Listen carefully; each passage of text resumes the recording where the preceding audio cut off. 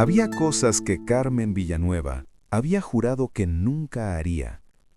Nunca volvería a comer los tacos de la esquina de la plaza principal de San Cristóbal de las Flores, porque los tacos de la esquina de la plaza principal de San Cristóbal de las Flores eran los mejores tacos del mundo, y si los volvía a comer, nunca podría vivir en ningún otro lugar. Nunca volvería a escuchar la canción que sonaba en la radio el verano de sus 19 años, porque esa canción tenía el poder de devolverla exactamente al momento en que todo era posible y nada había salido mal todavía. Y nunca, nunca, bajo ninguna circunstancia, por ninguna razón, volvería a San Cristóbal de las Flores. 30 años después, Carmen Villanueva estaba sentada en un autobús que se aproximaba a San Cristóbal de las Flores. Tenía 54 años. Tenía el cabello oscuro con algunas hebras grises que había decidido no teñir porque le parecía más honesto. Tenía una maleta pequeña en el compartimento superior, lo suficiente para 3 días, no más, porque 3 días era todo lo que iba a quedarse.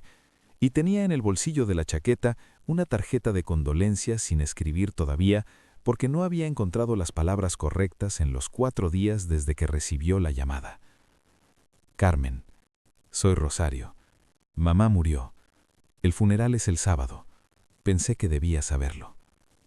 Rosario, su hermana menor, la que se había quedado, la que construyó su vida en San Cristóbal mientras Carmen construía la suya en Ciudad de México a 7 horas de distancia, en otra vida. El autobús dobló una curva y San Cristóbal apareció en el valle, exactamente igual que siempre, exactamente como lo recordaba, con su iglesia blanca en el centro y sus casas de colores bajando por la ladera y el río brillando a lo lejos como una cinta de plata bajo el sol de la tarde. Carmen miró el pueblo por un momento, luego miró hacia otro lado. Lo que Carmen no sabía, lo que no podría haber sabido, sentada en ese autobús con su maleta pequeña y su tarjeta sin escribir todavía, era que en San Cristóbal de las Flores alguien ya sabía que ella venía. Y ese alguien llevaba 30 años esperando este momento, pero no con alegría. Acto 1. El pueblo. La terminal de autobuses de San Cristóbal de las Flores era la misma de siempre. Mismos bancos de plástico naranja, mismo mostrador con el letrero del horario, mismo olor a diésel y a frituras del puesto de la señora que vendía empanadas junto a la puerta y que Carmen comprobó con una mezcla de incredulidad y algo parecido al afecto, seguía siendo exactamente la misma señora, 30 años mayor pero reconocible, con el mismo delantal de flores y la misma manera de gritar el precio de las empanadas. Bajó del autobús, recogió su maleta y respiró el aire de San Cristóbal, ese aire particular que tenía la altitud y el jacaranda, y algo más que no tenía nombre, pero que era específicamente el aire de este lugar y de ningún otro. Le dolió un poco. Lo esperaba. Rosario la esperaba afuera, junto a un coche viejo pero limpio, con la cara de alguien que lleva días sin dormir bien y que está intentando no demostrarlo.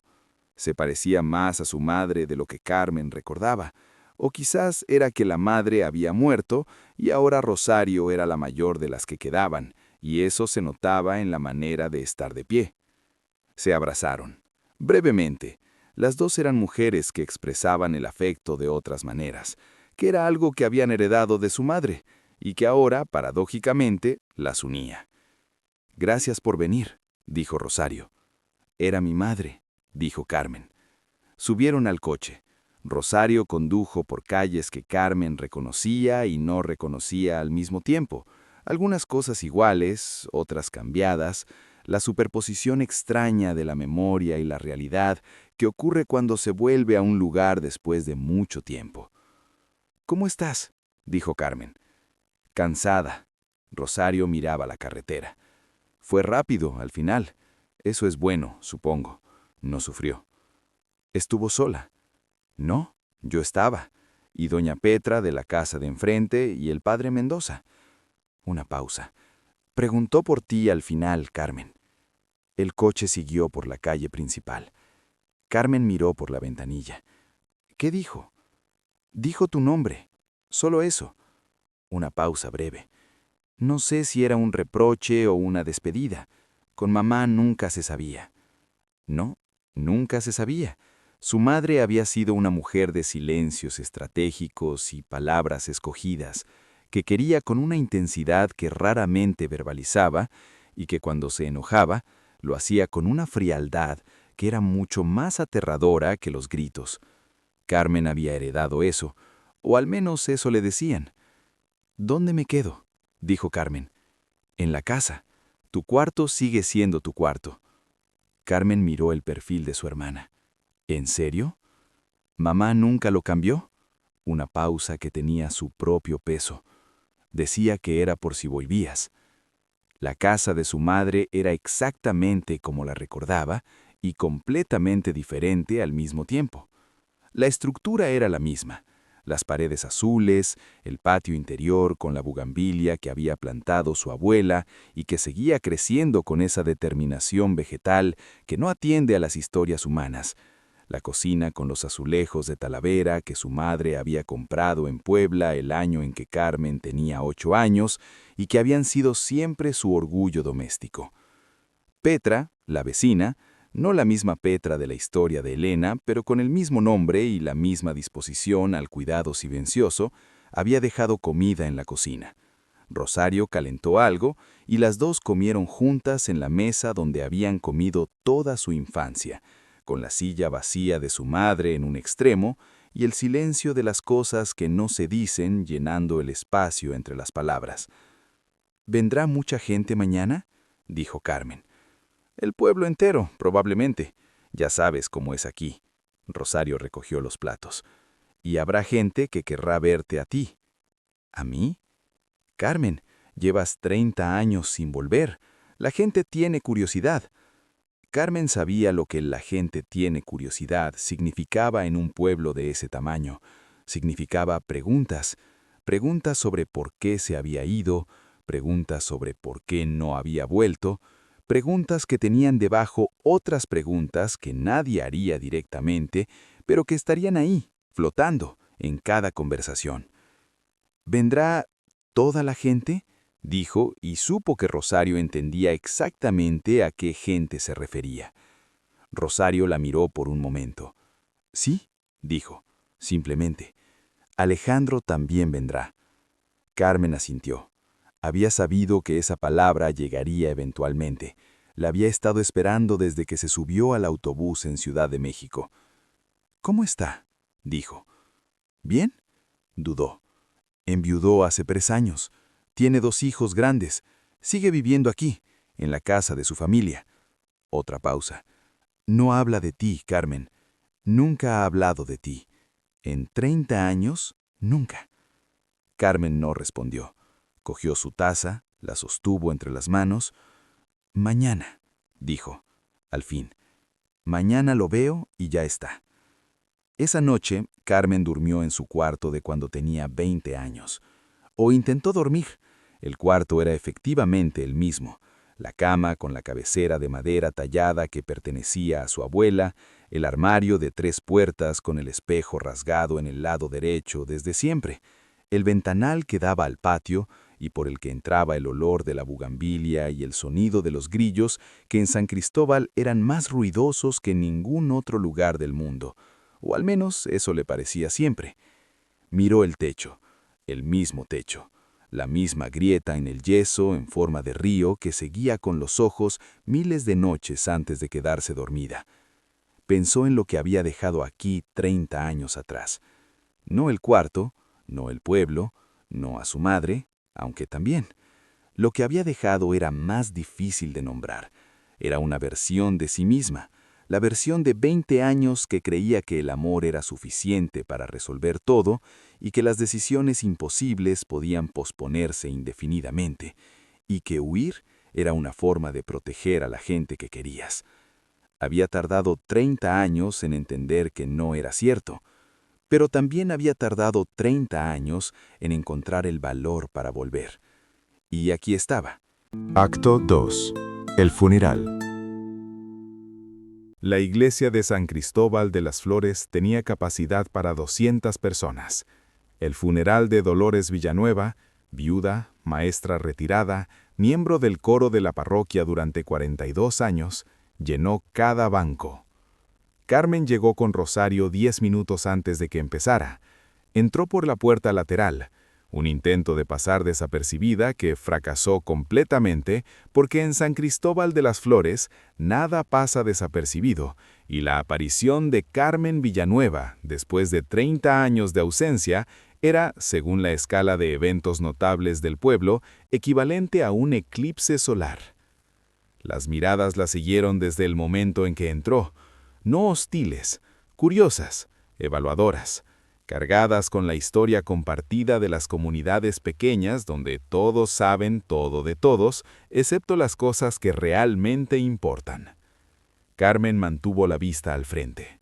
Se sentó junto a Rosario en el banco de la familia. Cruzó las manos en el regazo con la misma calma que había cultivado durante 30 años de vivir en una ciudad donde nadie la conocía y donde podía ser exactamente quien decidiera ser cada día. La misa empezó. El padre Mendoza habló de Dolores con el afecto genuino de alguien que la conocía de verdad, de su dedicación a sus alumnas, de su fe tranquila y sin ostentación, de la manera en que cuidaba su jardín como si cultivar cosas fuera una forma de oración.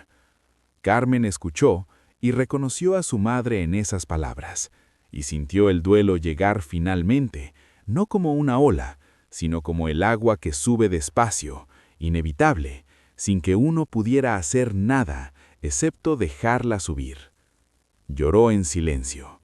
Rosario le cogió la mano sin mirarla.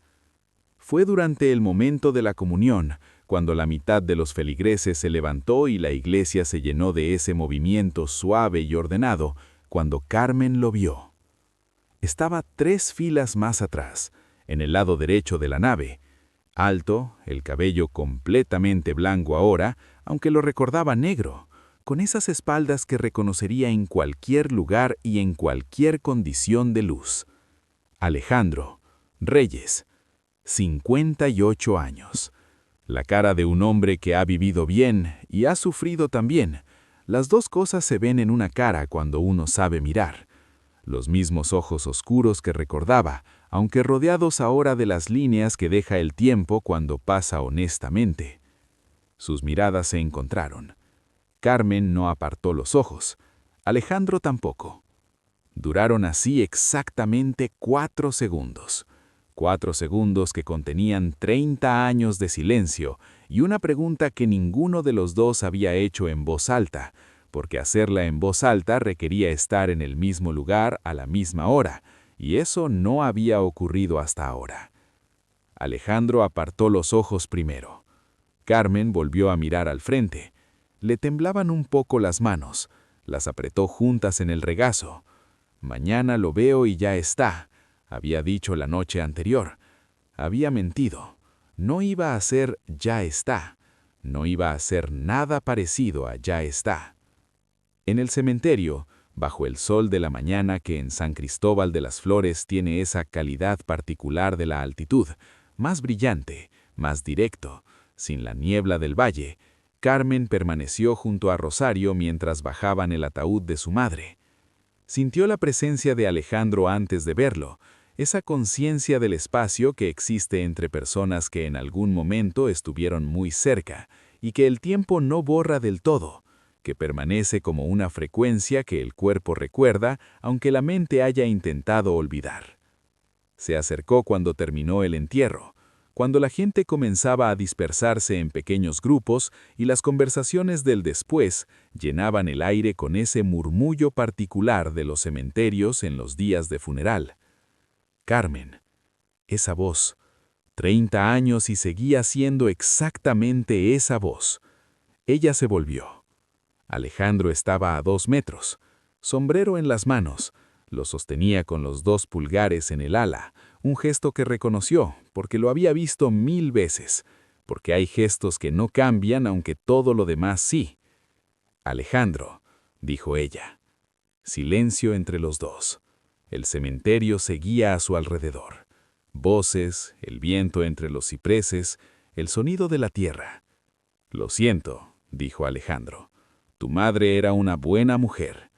«Gracias». Otro silencio. «¿Cuánto tiempo te quedas?», dijo él. 3 días. Alejandro asintió suavemente. La miró con esa mirada directa que recordaba, la mirada de un hombre que no tiene costumbre de apartar los ojos de las cosas difíciles y que aplicaba esa misma honestidad a todo, incluida ella, incluido este momento. «Hablaremos», dijo. No era una pregunta. Carmen lo miró. «Sí». «Bien». Se dio la vuelta y se fue. Carmen lo vio alejarse entre las lápidas y los cipreses y los grupos de personas que hablaban y no prestaban atención a los dos, y sintió algo que no sabía cómo nombrar exactamente. No alivio, no miedo, sino la sensación de algo que llevaba 30 años suspendido en el aire y que finalmente había encontrado el suelo. Para bien o para mal. Acto 3. La visita. La recepción después del entierro se celebró en la casa de su madre. Petra de enfrente había organizado la comida con otras 3 vecinas, y el resultado era ese tipo de abundancia generosa que producen las comunidades pequeñas en los momentos de duelo. Demasiada comida para los que estaban, suficiente calidez para que nadie se sintiera solo. Carmen circuló, recibió condolencias, respondió preguntas con la precisión de alguien que ha aprendido a dar información sin dar información. Sí, vivo en Ciudad de México. Sí, trabajo en diseño gráfico. Sí, me va bien, gracias. Y sostuvo conversaciones que rozaban la superficie de 30 años de ausencia, sin hundirse en ella, porque hundirse en eso requería intimidad y tiempo, y ninguna de las dos cosas existía en una recepción de funeral. Fue Rosario quien la encontró en el patio, media hora después de que empezó la recepción, con la cara de alguien que tiene algo que decir y no está segura de cuándo decirlo. «Hay alguien que quiere hablar contigo», dijo Rosario en voz baja. «¿Quién?» «Don Aurelio Montoya». Carmen procesó el nombre. Aurelio Montoya. 70 años, quizás más. El hombre que durante 30 años había sido el hombre más influyente de San Cristóbal de las Flores, dueño de las tierras, del hotel, de los negocios más importantes, de los favores que la gente necesitaba y que él dispensaba con la generosidad calculada de alguien que sabe que los favores son la moneda más valiosa que existe. El hombre que 30 años atrás había sido la razón por la que Carmen Villanueva había salido de San Cristóbal con una maleta y no había vuelto. «Don Aurelio», dijo Carmen. Su voz era completamente plana. Él estaba sentado en el sillón de su madre. Se levantó cuando la vio entrar. «Carmen». «Don Aurelio». Le señaló el sillón de enfrente. Ella no se sentó. Prefirió estar de pie. Él lo notó, una ligera tensión alrededor de los ojos. «Me alegra que hayas vuelto. Vine al funeral de mi madre. No volví a San Cristóbal». Una distinción que él entendió perfectamente. «Claro». Silencio. 30 años es mucho tiempo. «Sí. La gente cambia, las circunstancias cambian». Hizo una pausa. Lo que pasó entonces fue una situación difícil para todos. Carmen lo miró.